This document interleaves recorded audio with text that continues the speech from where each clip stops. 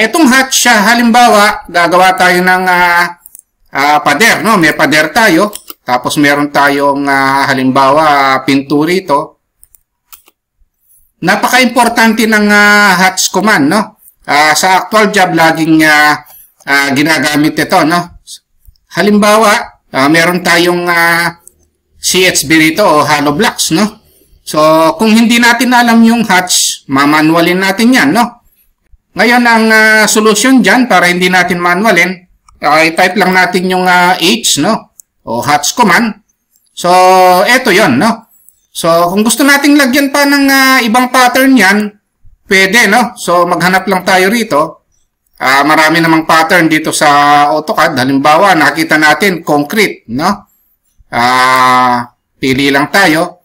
So, mahirap manualin yan, no? Kung mamanualin natin yan, no? Iisa-isahin natin, kakopy-copy pa natin. Ayan yung advantage ng hatch command, no? Adjust yan.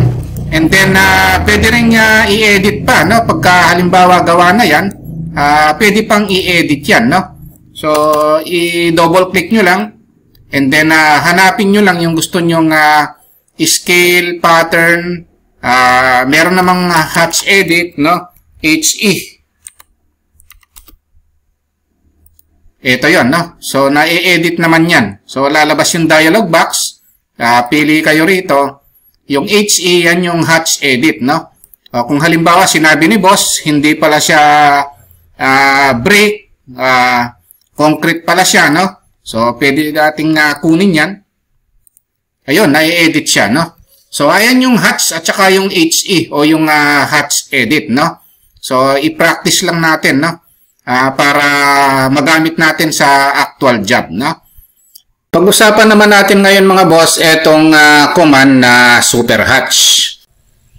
Kaya lang mga boss, kung bago pa lang kayo sa maliit pa lang nating channel, huwag nyo po sanang kalimutang pindutin muna pala, no, yung subscribe. Pero isama nyo na rin po yung like at saka notification bell. Kung dati na pag-usapan natin mga boss yung hatch command, this time yung super hatch ang i-discuss natin, no?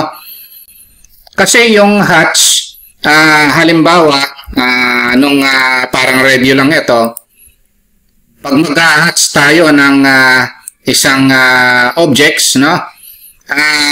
BH, yan yung boundary hatch. Meron tayong mga pattern ng available, no? So, gaya ng mga ito, may makikita na tayong pattern dito, no? Minsan hindi natin alam, no, yung pattern hindi natin makita dito, no? Ang gusto natin, meron tayong ready-made na pattern na ginawa natin. So dito sa hatch command, hindi natin basta-basta magagawa 'yon kung hindi tayo gagamit ng super hatch. So dito papasok yung super hatch command, no? Halimbawa na lang, baguhin ko lang yung color nito.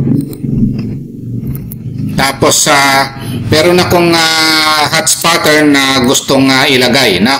Halimbawa, ito, no? So, gusto ko itong hatch pattern na ito. Ito yung ilagay ko as hatch. Pwede yun.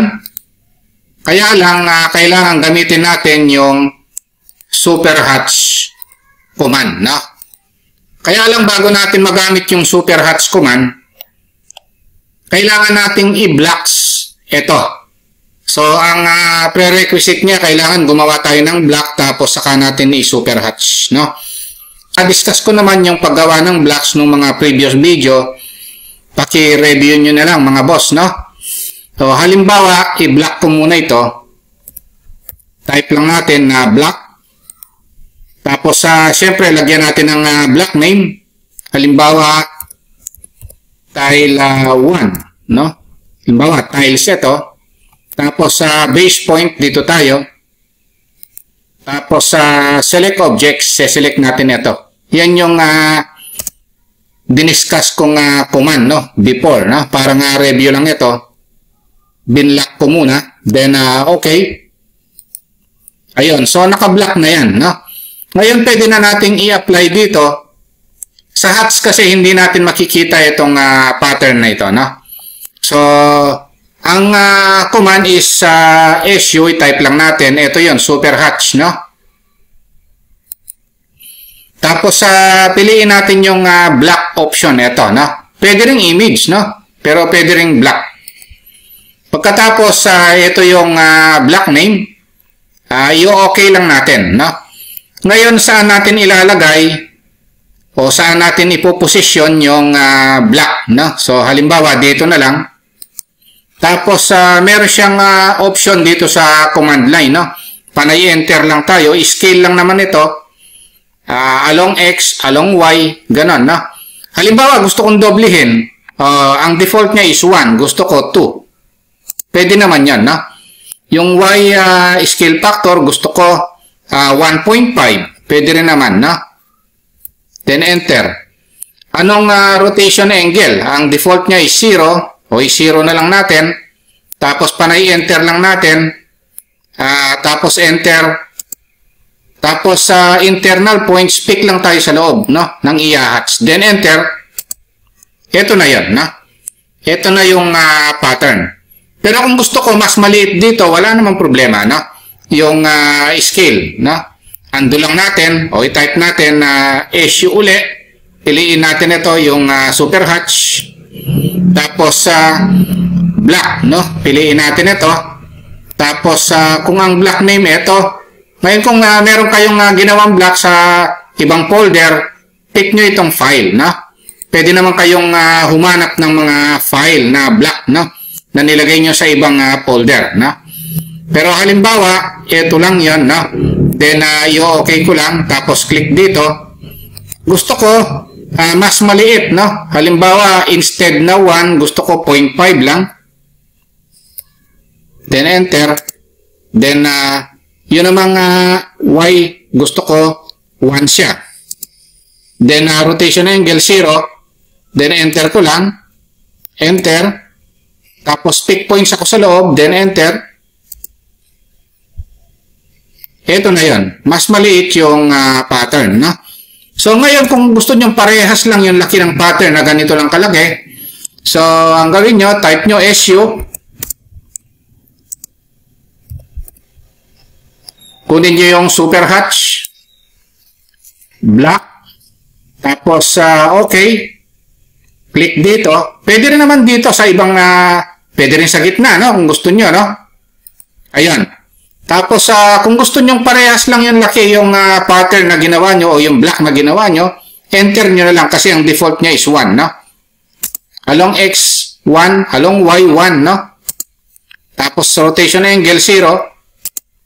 O pagkatapos, enter nyo rin lang. Enter nyo. O pick points kayo sa loob ng area na ito, no? Then enter. Ito na yun, no? O, halimbawa, dito na lang, no? Sa may circle. Halimbawa, gusto nyo, ang pattern niya is circle. Pwede rin naman, no? Circle. O, kaya lang, iba-black pa natin ito, no? So, black. Tapos, type nyo, lalagyan nyo ng name yung black, no? Halimbawa, circle, no? O, circle 1. Tapos, pick points. O, kunwari, pick points ako sa gitna ng circle. Then, select ko yung object o yung circle. Tapos, okay. O, ngayon, gusto ko nang i-apply dito. Ang command is super hatch. O, type nyo SU at piliin nyo yung super hatch. Pwede nyo rin i-type super hatch dito sa command line, no? O, dito ko na lang kunin. Tapos, black pa rin. Okay. Tapos, click ako sa gitna. Then, enter ko lang, no? Tapos, enter. O, pick points ako sa loob. Then, enter. Enter. O, ito na yung pattern, no? So, yung pattern natin, circle. So, ibig sabihin, pagka gusto nyo ng ibang pattern na hindi nyo makuha dun sa hatch command, no? Hindi nyo makuha yung iba't ibang pattern na gusto nyo, pwede kayong gumawa ng pattern, kaya lang, iba-block nyo yon And then, ang gagamitin yung command instead na hatch command, no? Ang gamitin nyo ay yung super hatch. Kung nagustuhan nyo itong video natin, huwag nyo po sanang kalimutang pindutin muna pala, no, yung subscribe dito sa maliit pa lang nating channel. Isama nyo na rin po yung like at saka notification bell. Thank you very much at God bless po sa inyong lahat.